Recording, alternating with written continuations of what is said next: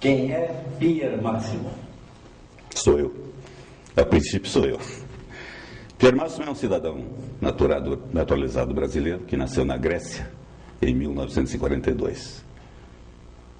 Pelo fato da Grécia adotar o regime de ius sanguinis, apesar dos meus pais serem italianos, eu era grego, cidadão grego. Aliás, cidadão italiano. Meu pai e minha mãe vieram para o Brasil, chegando aqui em 45. Meu pai era diplomata. Percorremos algumas capitais. Meu pai participou da reabertura da embaixada italiana e de vários consulados. Andamos em Florianópolis, Porto Alegre, Curitiba. Depois saímos de Curitiba, voltamos novamente a Curitiba e aqui meu pai se fixou, foi inclusive onde ele faleceu. Estudei o meu curso primário, daquela época em Florianópolis. Em 51 eu vim para Curitiba, para o Internato Paranaense. Aprontei um pouco, até ir parar no Colégio Novo Ateneu, onde eu fiz todo o meu ginásio, meu clássico, e fiz o curso de Direito na Faculdade de Direito de Curitiba. Nesse meio tempo, várias participações como estudante em política estudantil secundária, com companheiros que galgaram postos importantes, como, por exemplo, Enéas Faria, José Richa, e sempre ligado à comunicação.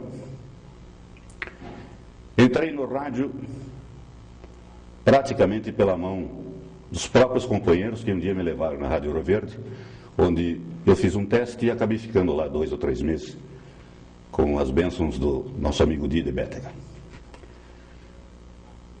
Quando foi, na época que eu fui para a Rádio Ouro Verde, abriu-se em Curitiba uma rádio diferente, chamada Rádio Cruzeiro do Sul, que funcionava nos moldes da Eldorado de São Paulo. Música, notícia e hora certa. Do Samuel Silveira. Samuel Silveira, exatamente. Naquela época, os locutores da Rádio Cruzeiro do Sul eram selecionados a dedo, a começar pelo fato de que todos tinham que ser universitários. Eu posso lembrar alguns nomes, como o João José de Arruda Neto, o JJ, o que tinha o apelido de polaco, Vitor Miroslav, Adeusão Alves, que hoje está no Rio de Janeiro como disc jockey da Rádio Globo, se eu não me engano. Uma belíssima locução. Belíssima locução. Zambier, Enéas Faria, Antônio Luiz de Freitas, que hoje é diretor da Master Propaganda. Gerson Paes, era o rádio repórter Renner. Gerson Paes, exatamente. E eu entrei nesse grupo. Eu acho que foi o último que entrei com essas exigências, digamos assim, tinha que saber ler o nome do autor, não podia dizer Gershwin, era Gershwin, né? Até hoje, no rádio a gente ouve muito disso, né? As composições de Bernstein são ditas Bernstein. Aí do rádio eu fiquei um bom tempo na Rádio Cruzeiro do Sul, criei uma grande amizade com o diretor comercial da Rádio Cruzeiro do Sul, chamado Roberto Peixoto de Souza, que virou um irmão. Que também marcou época na área. Marcou época na área, foi seguramente um dos melhores diretores comerciais de veículos de comunicação que o Paraná já conheceu. E ele disputava com toda sinceridade, sem medo de errar, com aquele que eu considero que foi o melhor de todos, apesar de ser o mais desregrado de todos, que foi o José Felipe Engler, diretor comercial da TV Paraná Canal 6, da Rede Tupi. Tinha um modus operandi todo especial. O Felipe gostava da noite, chegava no escritório às 4 da tarde e apresentava resultados de faturamento que ninguém conseguia, só ele sabia fazer isso. Quando foi inaugurado em Curitiba a Rádio Independência e veio para dirigi-la um dos maiores diretores de rádio que eu conheci na minha vida, Jair Brito, eu fui convidado para ir para a Rádio Independência, que era do Jorge Maia. Me transferi para a Rádio Independência, fiquei alguns anos lá. Nesse meio tempo, começou-se a se criar a vontade de ter uma agência de publicidade entre o Enéas Faria, o Baiar Osna e eu. Na realidade, eles tinham uma agência. Com o Caluf, né? O Caluf teve uma passagem por lá, exatamente, mas o Caluf já estava fora, né? E eu fui para a agência porque eu sempre fui muito chato, muito organizado, muito metódico. Concordo. Obrigado, eu vou levar isso como elogio. E aí eu fui para lá para organizar, porque tanto o Baiar, que era um talento comercial, quanto a Enéas eram muito dispersivos. Fui lá para organizar, etc. e tal. E quando eu perguntei, escute, onde é que está o contrato social? Disse, não tem. Como? Não tem contrato social. Mas escute, então faça, Pierre. Eu já era estudante de direito. Tal. E eu fiz um contrato social. Eu redigi. Quando eu levei para os dois, o Baiar, com aquele jeito peculiar dele, de sempre estar interpelando alguém, olhou e disse, mas e cadê o teu nome? Eu disse, não, mas eu não sou sócio. Mas pode pôr o teu nome, você vai ser sócio também. Tudo bem. Quais são os percentuais? Tudo igual. Tudo bem, muito obrigado. E aí nós começamos, evidentemente, a trabalhar.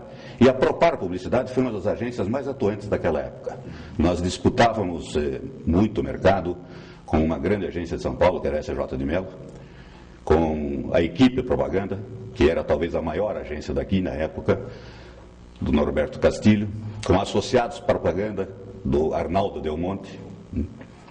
E a gente realmente disputava. Nesse meio tempo, o Enéas já tinha deixado a locução de rádio, se tornou garoto propaganda, e eu acabei seguindo o mesmo caminho pela vontade de ir para a televisão. E a primeira aparição que eu tive na televisão foi na TV Paraná Canal 6. Foi uma ponta que me convidaram para fazer num teleteatro. Convite de Simval Martins. Eu fui lá, entrei mudo e saí quase mudo. E nunca mais. Depois, quando eu comecei efetivamente na televisão, foi por mérito dessa pessoa querida que está aqui me entrevistando, ou me fazendo o degrau, que é o Renato Mazanik. O Renato me convidou para apresentar no Canal 12 o Super Sorteio Aerontex. Era um sorteio semanal, onde a Aerontex, naquela época uma empresa muito grande, muito forte, uma empresa nacional, do Heron Alves, premiava mediante o sorteio de uma carta que era encaminhada. Eu fui. Foi tudo bem. No primeiro sorteio, eu sorteei, expliquei quem era, contei que o cidadão viria no sorteio seguinte para receber o seu prêmio. E quando apareceu o cidadão na semana seguinte, eu fiz uma festa porque ele era meu vizinho. E eu não sabia.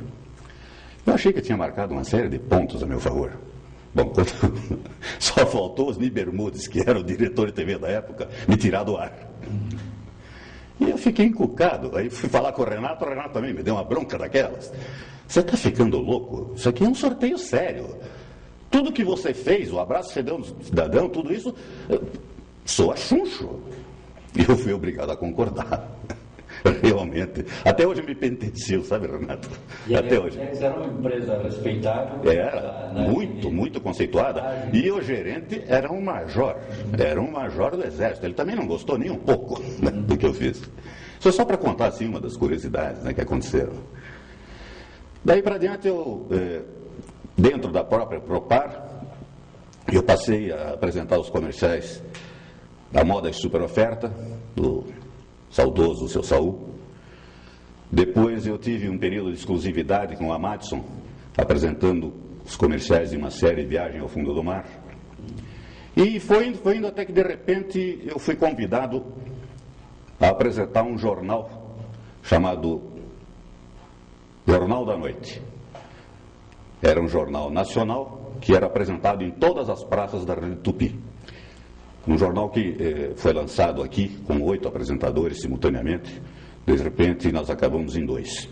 O Jan Spatovski, que é advogado, se não me engano, da Shell, da ESO até hoje, e eu.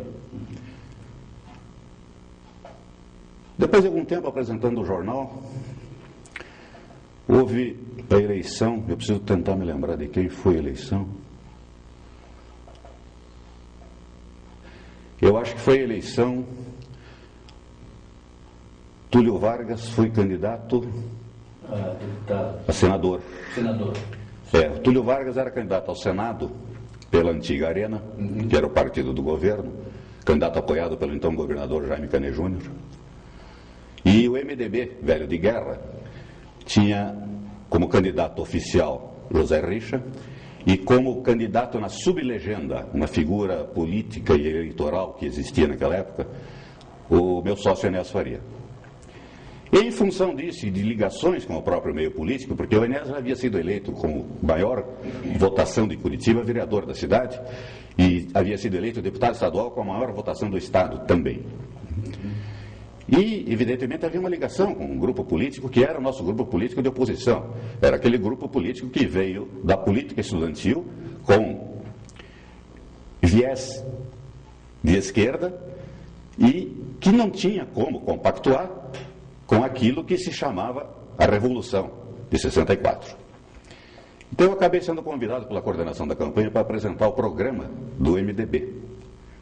Esse programa era apresentado ao vivo, uma noite num canal, outra noite no outro. Então, a gente tinha que correr todas as noites, preparar o programa, tinha uma hora de duração e tal. Me licenciei da função de noticiarista do Canal 6 para apresentar o programa. Aí houveram algumas passagens muito interessantes. Houve o fechamento do Congresso em Brasília. E naquela noite, coincidentemente, aqui nós recebemos 3 deputados federais. O Fernando Gama, o Wilson Chedi, que eram do Paraná, e o Paulo Macarini, de Santa Catarina. E eu abri o programa dizendo que naquela noite nós íamos saber a verdade sobre todos os acontecimentos de Brasília, como é que tinha sido o fechamento do nosso Congresso, este abuso, esse autoritarismo, enfim, aquele verbo natural dentro de um espírito de campanha política. De repente, poft, a televisão saiu do ar, ficou todo mundo no escuro e todo mundo com medo. Ninguém sabia o que poderia estar esperando lá fora. Numa época em que eu saía tranquilamente da televisão, que era, isso aconteceu no Canal 6, que era na José Loureiro, e andava 8 quadras até o Teatro Guaíra e morava ao lado do Teatro Guaíra a pé. Isso era comum a gente fazer em Curitiba, né? Acabado o período eleitoral, onde, pelo fato de existir a sublegenda, a soma dos votos de José Richa e Enéas Faria superou o número de votos obtidos pelo candidato da situação, eu tentei voltar para a televisão, mas aí já me disseram, Carlos Guilherme Ador, diretor da TV Paraná Canal 6, me disse, Pia, não dá, você está marcado, está carimbado na testa, MDB. Se você quiser ser locutor de cabine, eu evidentemente agradeci e tirei o time. Nunca mais voltei para a televisão. Mais ou menos essa é a história que eu tenho, digamos, para contar dentro dessa área de mídia eletrônica. Dentro de política estudantil, eu fui líder estudantil realmente, fui diretor da UPES muitos anos, ocupando um cargo importantíssimo naquela época, que era a diretoria de padronização, que correspondia à distribuição das carteirinhas estudantis. Aquela carteira cobiçada que dava 50% de desconto em todos os cinemas. Tive a oportunidade de negociar muito com o presidente do sindicato das exibidoras de filmes, uma figura ímpar que eu nunca vou esquecer, chamada Ismael Macedo, uma pessoa querida, gentleman. Estávamos em lados opostos, mas sempre norteados pela elegância que ele colocava no diálogo e na discussão. Depois eu fui fundador e vice-presidente da UCES, da União Curitibana dos Estudantes Secundários. Fui presidente em exercício da UCES. Cheguei a decretar uma greve de estudantes em Curitiba. É interessante que eu, como presidente em exercício da UCES, eu tive que comunicar ao presidente da Associação das Escolas Particulares que nós iríamos entrar em greve. E o presidente era o diretor do meu colégio, do Colégio Novo Ateneu, onde eu estudava. E eu tive que contar ao Dalton Viana, disse, nós vamos entrar em greve. Vai fazer bobagem e tal. Não, está tudo bem, tudo certo. E o DOPS era a Delegacia de Ordem Política e Social, que cuidava, né, desses movimentos e tal. Não, o DOPS está tudo certo. Nós já conversamos com o delegado. Agora me escapa o nome do delegado. Também uma pessoa, Vilela, Almir Vilela. Uma pessoa fora de série, um gentleman. Eu até ousaria dizer, até hoje não entendi como é que ele era polícia. que não tinham perfil. Fui presidente do Cenáculo Rui Barbosa, que era o Grêmio Estudantil do Colégio Novo Ateneu. Quando entrei na faculdade, no primeiro ano, fui candidato à vice-presidência do Diretório Acadêmico Lotário Portugal. Recebi um recado que se ganhasse não levaria. Não levei. Por quê? É porque havia um passado, né, que os homens de 64 não me apreciavam muito naquela época. Mas daquela eleição eu tenho um orgulho. Era quintonista do nosso curso de Direito, exatamente quem? Dalton de Oliveira Viana. E eu tive o voto dele no 5º ano. Isso me deixou muito orgulhoso, porque demonstra que a gente sabia conviver com as diferenças sem criar inimizades, sem criar rancores. É porque a época era diferente. E eles vinham também, tanto o Dalton quanto o irmão, acompanhando o que o pai foi. Exatamente, o velho Milton Viana. Um belo advogado, exatamente. Junto com o pai dele, do Colégio Novo Ateneu, aliás, a Associação de Ensino Novo Ateneu, exatamente, a Associação de Ensino Novo Ateneu. E tinha também os tios dele lá, o Valteno. O Valteno era ótimo. Então, eles ajudavam a formar o cidadão. É verdade. Havia um cuidado no Novo Ateneu, realmente havia um cuidado de... Bom, digamos que paralelamente a isso,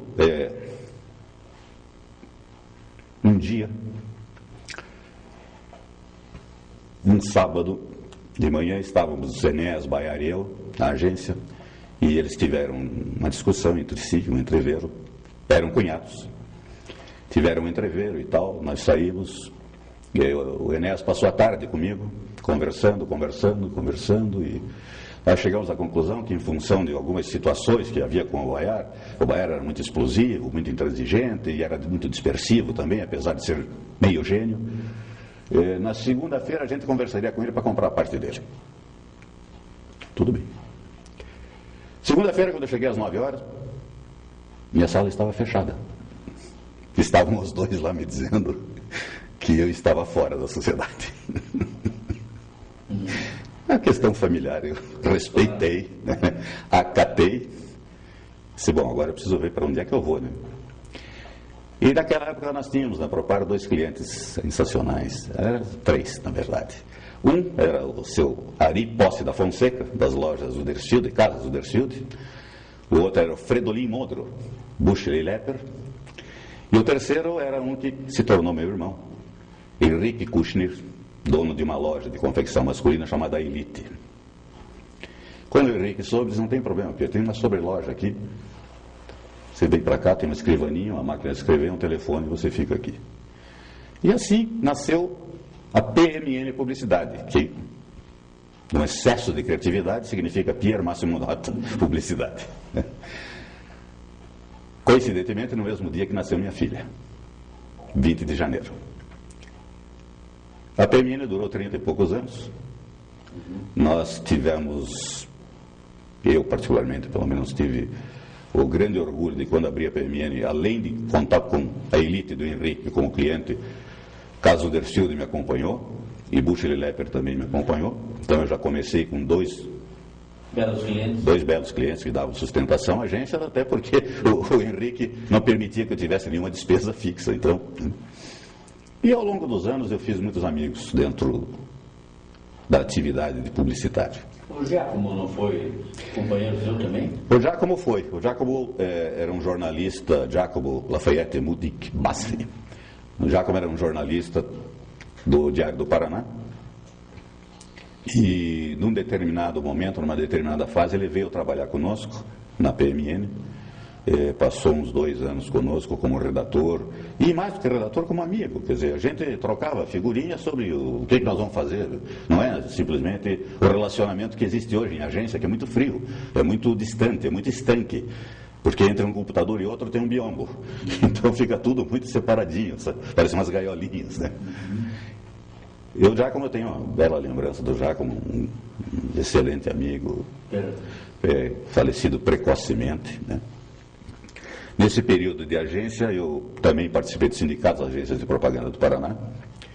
E por mais de uma vez fui convidado a ser presidente e declinei sempre. Me fixei sempre como presidente da comissão de ética. E é por isso que eu digo, às vezes é difícil, mas naquela época era mais difícil do que hoje, porque havia menos frieza, no entanto havia mais compreensão mútua. O presidente da comissão de ética, ele acaba ficando com ônus, ele sozinho, de cortar na própria carne, de chamar um companheiro dele, de uma outra agência de publicidade, e dizer, olha, esse comercial você vai ter que tirar do ar. Ou então dizer, escute, você para de dar em cima do cliente do outro. Que era mais comum? Era mais comum. Eu tenho uma passagem dentro dos sindicatos das agências de propaganda, do Sinapro. Nós tínhamos um cliente, eu não vou declinar o nome por respeito, nós tínhamos um cliente que nos devia. Naquela época o João Quiminazo era sócio, foi meu sócio durante 2 anos. E o João disse, eu não aguento mais esse cidadão, ele não paga, e vive pedindo, o João fazia atendimento, e vive pedindo, vive cobrando, vive reclamando e tal. Disse, tudo bem, vamos dispensá-lo por carta e pronto. E eu sentei na máquina e escrevi uma carta, eu sempre tive muita facilidade para escrever, escrevi uma carta colocando que, tendo em vista uma série de problemas que ele criava, culminados com atraso, falta de pagamento e inadimplência, ele estava dispensado. E que a partir daquele momento nós não atenderíamos mais. Na minha santa inocência, eu fiz cópia da carta para o sindicato das agências de propaganda, no intuito de tentar, de começar a formar um cadastro negativo de anunciantes. De maneira que esse tipo de mal pagador, não circunstancialmente, mas o mal pagador contumaz, não fosse aceito por as outras agências. A semana seguinte tinham 3 agências do sindicato disputando a conta do cidadão. Quer dizer, então fica complicado, fica muito difícil. Né? Aí, com o passar do tempo,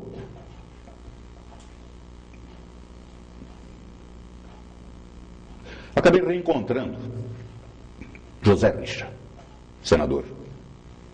Senador eleito naquela campanha que eu apresentei na televisão e tal. Nós já éramos companheiros de política estudantil, ele na UPES, eu na UP, ele na UP e eu na UPES. Acabei encontrando e tal, isso foi em começo de 82. E ele começou a demonstrar que ele tinha uma vontade de ser candidato ao governo, o governo do Estado, e ele já tinha conversado com um amicíssimo meu compadre, inclusive, que é o Fernando Guignoni, e nós continuamos conversando e costurando de um lado, costurando de outro. Aí chegou mais um companheiro de polícia estudantil, Erasmo Garanhão, que foi secretário da Fazenda de José Richa, depois foi secretário da Fazenda lá no Nordeste. E, enfim, vamos alinhavar a campanha, vai sair a campanha e tal. E o homem de comunicação que estava enfronhado era eu. Aí, bom, então, vamos conversar com o Pierre, para o Pierre fazer a campanha. E uma bela tarde, apareceram no escritório, que era na Rua 15, esquina com a Almirante Tamandaré, no primeiro andar, o Guignoni, o Fernando, com o Richa. Aí conversamos e tal. E o Richa fez as colocações dele, etc. Nós estávamos politicamente muito alinhados e tal. Disse, bom, então, a PMN cuida de tudo, Pierre. Não é assim, não. Como não é assim? Não, isso aqui é uma empresa. Pequena, tal, mas é uma empresa. Tem despesa, tem folha de pagamento, funcionário para pagar, tem compromissos e tal. Não dá. Não dá para parar a PMN para tratar da campanha. Mas como é que você vai fazer? Deixa que eu dou um jeito de fazer. Não vai. Richa, fica tranquilo, tá? Eu pretendo montar um grupo independente, assim. Bom, tá bom, vamos ver o que dá. Aí na saída, tem uma passagem muito interessante com o Richa, né? Na saída, eu por descargo de consciência, né, e para até mostrar serviço, que eu estava começando a pensar na coisa, né? O Richa me diga uma coisa, você tem alguma preferência de cor? Não, nenhuma. Desde que seja azul. Tudo bem. E a campanha foi toda azul, né? Não existia Tucano naquela época, não existia o PSDB. Ele foi candidato do PMDB, porque houve a fusão do MDB com o PP, que veja como interessante, de Jaime Canet Júnior, que tinha patrocinado o candidato a senador opositor ao Richa, né? Que era o Túlio Vargas. Homem estreitamente ligado também à comunicação, criador do CIR, Estudo e Laboratório, uma das maiores produtoras de áudio e vídeo, né? De áudio e vídeo, principalmente TV de Curitiba, dirigida pelo Percy Tamplin, né? Exatamente. Seu cunhado. Exato. E aí nós fizemos a campanha realmente reunindo um grupo muito unido pela ideia de redemocratização, e fizemos toda a campanha do Richa, que felizmente foi vitoriosa. Depois disso, evidentemente, algumas das contas de governo foram para a PMN, outras foram para membros deste grupo que participaram, né? Não havia na época essa exigência de licitação que cria um afastamento entre o pensamento político do governador e o pensamento financeiro de uma agência que tenha sido habilitada na licitação, né? Foram 4 anos que foram bem. O Paraná foi privilegiado, foi bem administrado. A chama da redemocratização norteou muito as ações de governo, direcionadas ao social, sem paternalismos, ao social via desenvolvimento, e não botando a mão na cabeça, né? Para você... Tanto é que o Richa se elegeu senador com uma facilidade extrema, né? E fez o governador Álvaro Dias, que se não era o candidato impector dele, era o candidato ao partido, e que tão logo soube do resultado da eleição, foi para a televisão declarar que ele não devia nada da sua eleição à eleição do senador, e que eles eram 2 pessoas distintas, coisas da política que a gente aprende. Sim, mas toda essa vivência no meio político deu um crescimento muito grande para você, independente da tua condição profissional, etc. Não, deu um crescimento mais pessoal. Mais pessoal do que... a primeira consequência é que no primeiro Prêmio Colunista Regional Paraná que houve, nós fomos destaque do ano pela criação de um grupo de trabalho para a campanha de José Richa. E aí também aconteceu um negócio interessante, porque a Silvia comunicou a mim isto, e foi divulgado só o meu nome. Aí eu conversei com a Silvia, que era coordenadora do Prêmio Colunistas no Paraná. Silvia Dias. Exatamente, a Silvia disse: Silvia, não é justo. O que não é justo? Não, eu não posso receber sozinho o prêmio. Então eu vou te pedir que você faça um diploma para cada cidadão que participou desse grupo. E nesse grupo nós tínhamos Hernani Buchmann, nós tínhamos Antoninho de Freitas, o Bira Menezes, Nésio Pinheiro, e vai por aí. Tinha mais gente, que agora... O Zeno, né? Não, o Zeno não participou. Quem participou foi o Jamil. O Jamil participou. Jamil Snesch, grande criador. Tinha que segurar o Jamil, porque senão ele viajava, né? E o cliente pagava. Grande criador, né? E aí no ano seguinte, aliás, vou completar. A Silvia atendeu a minha solicitação, entendeu, e eu acho que todos eles ficaram mais ou menos satisfeitos com a sugestão que eu dei, né? Lógico que nesse meio, queira ou não queira, sempre existe uma ciumeira. Alguém sempre ficou meio assim, né? Porque na hora de receber o prêmio, quem foi agradecer fui eu, que tinha sido o coordenador. Perfeito. Mas veja, o Fernando Guignoni, que fazia parte do grupo, o Bacila Neto, que fazia parte do grupo. Quer dizer, houve uma série de pessoas que não eram só de publicidade e propaganda, gente que fazia parte do staff de inteligência da campanha. Porque, vamos deixar claro, todos os da inteligência trabalharam de graça. Agora, o pessoal que fazia layout, o pessoal que redigia, o pessoal que tinha que pegar no pesado, todos receberam. Todos foram contratados pela campanha. Inclusive, o pessoal que foi fazer programa de televisão, que foi dirigir. Programa de televisão naquela época era muito fácil de fazer, porque havia a Lei Falcão. Então, não podia dizer nada. Era botar o retratinho lá e dizer, vote fulano de tal, vote fulano de tal. Para governador, a gente tinha 2 minutos. Quando tinha, acho que não chegava a 2 minutos, a biografia de José Reixa. Foi aí que todo mundo descobriu que José Reixa não era paranense, era carioca, nascido em São Fidélis. E dentista. Né? Dentista, que isso ninguém mais sabia. Só quem tinha estado na faculdade com ele, né? Só que o time dele, Oscar Alves, né? E tantos outros. Agora eu não me lembro exatamente. Tem um que é cartorário em Curitiba. Enfim. Também não lembro. E aí no ano seguinte, no Prêmio Colunistas, por uma brincadeira minha, eu acho que já estava o baralho marcado, a Silvia me telefonou e disse, Pierre, quem é que você indica para publicitário do ano? Eu disse, você está brincando comigo, né? Não indico ninguém. Por quê? Você acha que eu vou me indicar? Ela deu risada e disse, é bola de cristal? Eu digo, não sei. E realmente, quando saiu o resultado, eu era publicitário do ano. Então, por essas coisas, eu cresci muito profissionalmente, sabe? Cheguei ao ponto de dizer, eu não tenho mais o que fazer realmente, não tenho mais o que inventar. Porque eu vim sozinho, vim fazendo, vim construindo muitos amigos, fundamentalmente, né? Por exemplo, na minha época de televisão, um dos amigos que eu não posso esquecer é o mentor desse programa aqui, o Luiz Renato Ribas, um empreendedor entusiasmadíssimo de tudo o que ele faz. O Luiz Renato é uma pessoa que, se pretender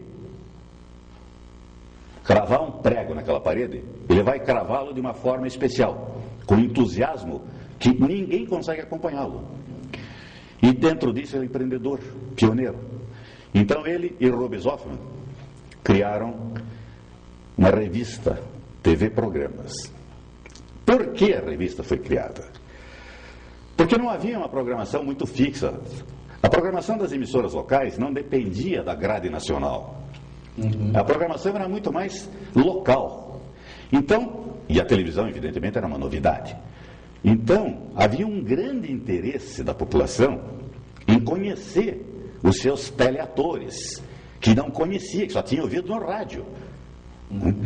De conhecer os apresentadores de notícias, as garotas propaganda, os garotos propaganda. Havia, sabe, uma curiosidade. Haviam situações que, não no meu caso, por exemplo, o JJ, ele era galã da televisão, ele não andava 3 quadras da rua sem ser assediado, sem alguém pedir um autógrafo para ele.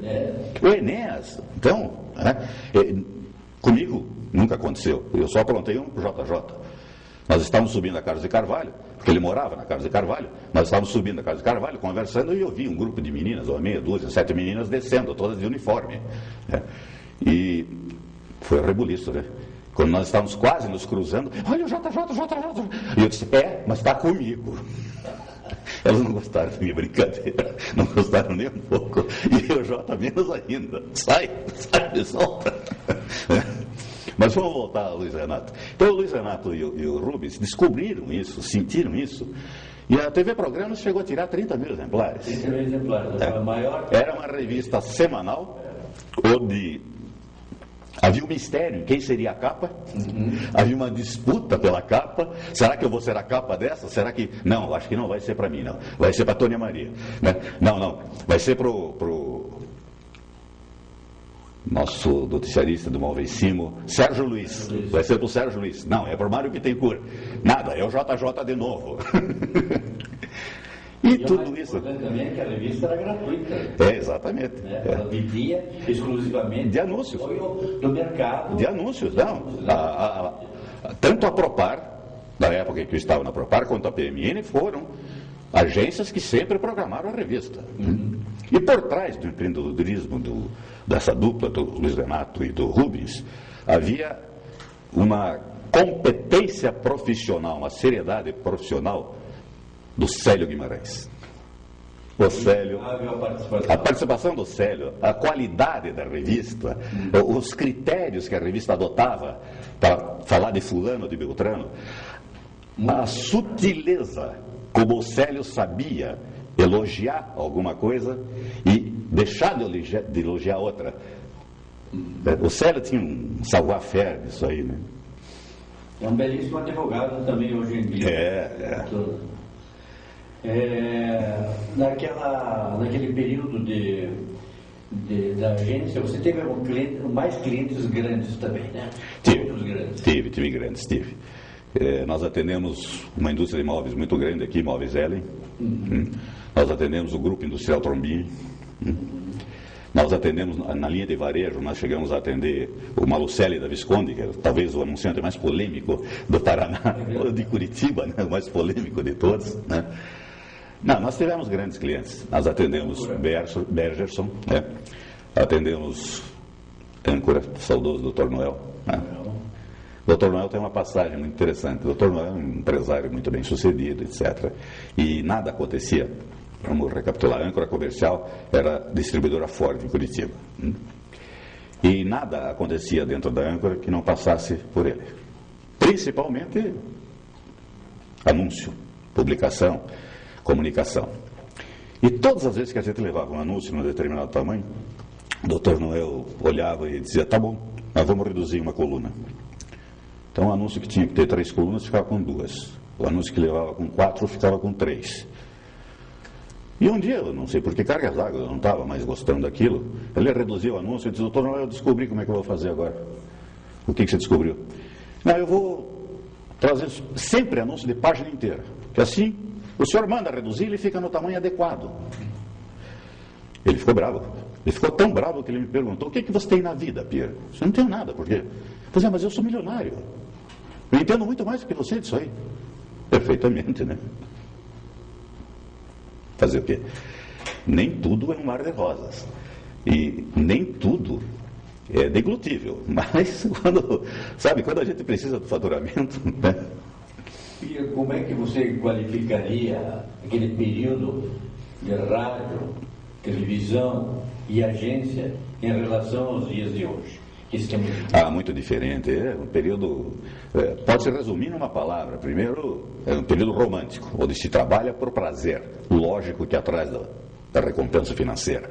Mas se trabalha por prazer, se trabalha com vontade realmente de equacionar, e não mecanicamente.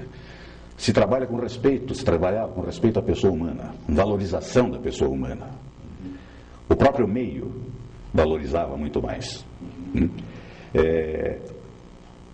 Talvez fosse valorizado pela ausência dessa tecnologia que entrou hoje e que está criando alguns problemas, assim, alguns congelamentos dos relacionamentos entre as pessoas, algumas barreiras. Eu acabei de dizer agora há pouco, as agências de publicidade hoje são ilhas com 4 computadores, biombo no meio. Eles se dizem bom dia via e-mail. E se dizem tchau, até amanhã via e-mail. Não pode ser assim. Você tem que ter interatividade, você tem que estar convivendo. Tá? E eu acho, veja, que era mais produtivo. Eu me lembro, inclusive, quando eu fui receber o meu título de publicitário do ano, no pequeno discurso que eu fiz um apelo aos empresários do Paraná. As nossas agências não devem nada às agências de São Paulo. A nossa criação é tão boa quanto a de lá. Por favor, prestigiem as nossas agências. Eu fiz esse apelo porque tinha endereço certo. Porque estava lá, inclusive, um grande anunciante nacional que, orgulhosamente, ele almoçava aos domingos do Graciosa e dizia assim: amanhã eu vou para São Paulo porque a minha agência vai me apresentar a campanha do ano que vem. Aí aonde? No Rubaiá. Quer dizer, gente, não é bem por aí. Era o restaurante da época, era o restaurante mais famoso da época, era o Fazano da época. Né? Então, sabe, a vaidade às vezes colocava as necessidades e os interesses financeiros lá atrás. Mas mesmo assim, era mais romântico. Mesmo assim, era mais fácil trabalhar, havia mais diálogo, e mesmo assim, na minha concepção, posso estar errado, o trabalho naquela época gerava resultados. Hoje trabalha-se uma parafernália de tecnologia, tem que correr atrás de um monte de coisas que a tecnologia não resolve. Você acha que a tecnologia vai resolver, mas ela não está resolvendo tudo. E o resultado final é menor do que aquele que nós obtínhamos lá. Havia maior humanização? Havia humanização, havia maior respeito e valorização pelo trabalho. Hoje, inclusive, aconteceu dentro dessa área de comunicação, principalmente da agência de publicidade. Hoje não existe mais a obrigatoriedade da remuneração de 20% para a agência de publicidade. Então, a agência é aviltada. Por quê? Porque o cliente acaba tendo um parente que saiu lá da faculdade de comunicação, não sei o quê. E tem um computador. E tem um computador. Eu digo brincando que a maior dupla de criação que existe hoje no mundo chama-se Macintosh.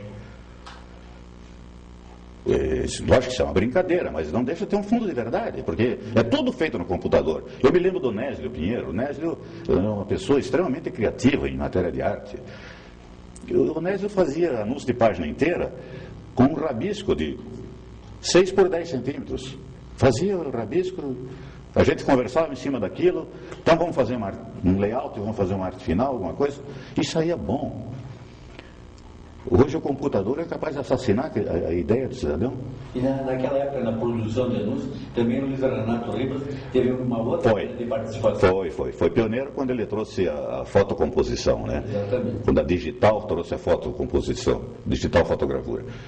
Porque os anúncios, vocês pasmem, eu não sei em que ano vocês vão ver isso, mas os anúncios eram feitos quando se modernizaram com letra 7. Que era um sistema decalcado. É. E antes da letra 7 eram feitos por colagem. As letras eram recortadas uma a uma e com uma pinça eram colocadas, alinhadas, formando as palavras, as frases, as linhas. Né?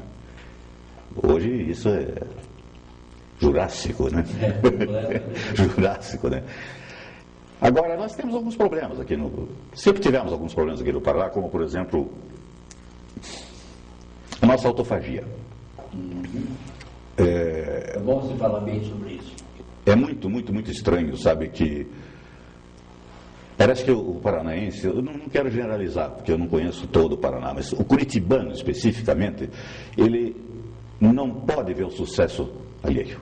Ele não suporta ver um companheiro de profissão ou um companheiro de classe, seja advogado, seja médico, ter sucesso. Parece que isso lhe faz mal lá no íntimo, sabe? Então, vem a autofagia. É uma tentativa constante de derrubar alguém, sempre. No nosso meio, isso existiu. Outro aspecto seguinte também, que prejudicou muito a área, é que nunca nós conseguimos globalizar ninguém. Não. Mas isso em função da autofagia. Eu acho que eu já comentei com você, Renato. Nós tínhamos um cantor aqui no Paraná, chamado Palminor Rodrigues, pouca gente sabe quem é. O nome dele era Lápis. Eu fui diretor social de Santa Mônica durante 12 anos. Passaram pela minha mão contratações fantásticas, fabulosas, e até porque nós tínhamos um esquema empresarial de contratar. Nós chamávamos um empresário em novembro, está aqui, ó, esse é o calendário nosso do ano que vem. Me dê sugestões, e ele nos dava sugestões, a gente fazia as correções que imaginava que poderia fazer, ou que deveria fazer, e entregava para ele e fechava um pacote anual. Mas passavam pela nossa mão todos, o que se possa imaginar de música popular brasileira, em qualquer ritmo, passaram. Bom, o seu Lápis, na minha concepção, não deve nada a um Caetano Veloso. No entanto, Caetano Veloso é conhecido nacionalmente. O Lápis, se sair aqui do Rio Iguaçu, ele é capaz de não se lembrarem do Lápis. Porque na Bahia, tudo é promovido. Aqui, tudo além de escondido, é pichado, é desvalorizado. Na Bahia, bom, basta ver o sucesso das musas baianas, vem vindo aí há quantos anos? E entra uma, sai outra, entra uma. Quando você acha que acabou, tem mais duas na fila esperando para subir no trio elétrico e se tornar nome nacional. Esse é um problema que nós precisamos corrigir. Tanto é que nós temos vários nomes que cresceram por si só, né, só nas emissoras de fora do Paraná, sim, por sim. exemplo, como tem até hoje, Sim, né, sim. graças ao empenho pessoal, porque não houve apoio realmente nesse sentido. Né? Sim, veja, o Vambier, que era da Rádio Guaracá, na época que o Samuel Silveira comprou a Guaracá, ele unificou tudo, então ficaram os dois estúdios, um de frente para o outro e tal. O Vambier é um cidadão que foi para a BBC de Londres, tranquilamente e tal. O próprio Adelzão Alves, foi para lá de Cornélio. Mas aí não era 5, Lá de Cornélio resolveu ir para o Rio de Janeiro e virou sucesso na Globo do Rio. E nós temos vários outros. Nós estávamos até comentando, nós temos um dos melhores locutores esportivos do Brasil, Billy Gonzer, e quase ninguém sabe que ele é do Paraná. Alcides Vasconcelos, gente. Foi realmente um dos maiores nomes da produção comercial. Apesar de que ele jogava em todas as... Ele jogava bem em todas. Como apresentador de televisão, ele se revelou. O Billy Gonzer veio de Porto Alegre para cá, na época em que foi inaugurada a Rádio Independência, para apresentar o Rádio Repórter Petrobras. Ele era exclusivo. Aí conseguiram que a Petrobras permitisse que ele narrasse jogos esportivos, que essa era a especialidade dele.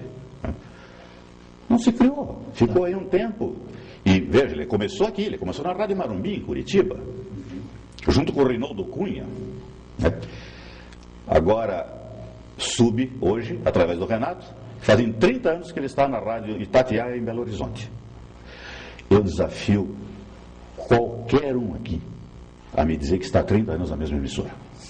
E fazendo a mesma coisa. Não existe, ninguém cuida de ninguém aqui.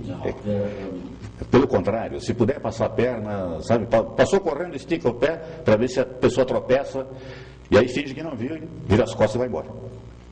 Está faltando, sabe, solidariedade, faltando reconhecimento de valores. Aliás, isso inclusive acontece até na política nossa, hoje principalmente. Não dá nem para falar.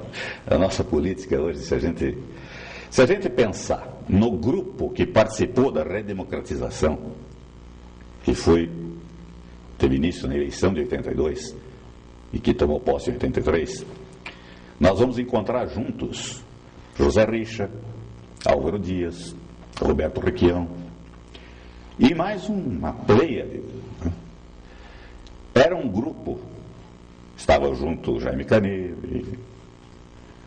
que foi um dos bons governadores. É por não ser político, né? Ele foi um gerentão do Estado. Ele administrou o Estado como administrava o patrimônio dele, quer dizer, com a mesma seriedade e com a mesma competência, né? Mas voltando, aquele grupo, se aquele grupo estivesse unido até hoje, nós não teríamos brigas no Paraná. Mas a vaidade humana fez com que, à medida que um ia sucedendo o outro, fossem se criticando, fossem se acusando. E hoje, para tentar consertar isto, o que eles mais utilizam é o seguinte: em política tudo é imprevisível, tudo pode acontecer. É como diz Osmar Dias, em política o impossível é o boi voar, o resto pode. Eu não sei quais são os princípios que eles se regem. Hoje o Richa já faleceu, então, mas com toda certeza ele deve estar preocupado com algumas coisas que estão acontecendo.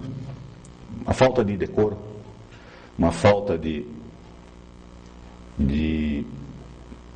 dar de si em prol do coletivo. E isto não é só do Paraná, hein, gente? A história vai contar para vocês o que está acontecendo no Senado Federal hoje. A cada dia surge um novo escândalo. E não é escândalozinho de traque, não. É dinamite pura. Pier, o importante da história é Pier Máximo Nota nessa nossa... Eu agradeço muito, me sinto... Nossa participação aqui.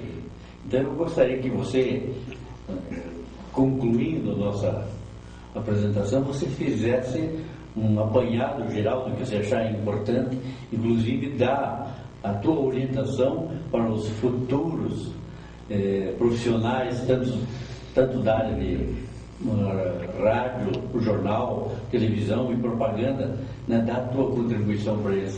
Eu acho pretensioso querer dar contribuição, não é bem. Eu acho muito melhor dar o meu agradecimento. Quero agradecer a todos que eu tive a oportunidade de conviver. Acho que em todas as convivências eu tive a felicidade de conseguir sugar alguma coisa de bom. Quero agradecer fundamentalmente a minha família, minha mulher Bárbara, meus 2 filhos, Pierângela e Pierpaulo, e mandar um beijo muito grande para quem possivelmente assista isso, que são meus 4 netos. Pierzinho, que é maior do que eu e vai fazer 18 anos, o Nicolas, que tem 10, tem um espeto chamado Giovanni, que vai fazer 3, e o último que chegou, que é o Petros, que está com 8 meses. A eles eu quero agradecer muito. E a todos, não só na profissão. Vale a pena ser autêntico, vale a pena agir com seriedade, vale a pena ser sério e honesto. Eu agradeço a oportunidade de estar aqui, me sinto lisonjeado por ter recebido algo que eu não imaginava que eu merecesse. Muito obrigado.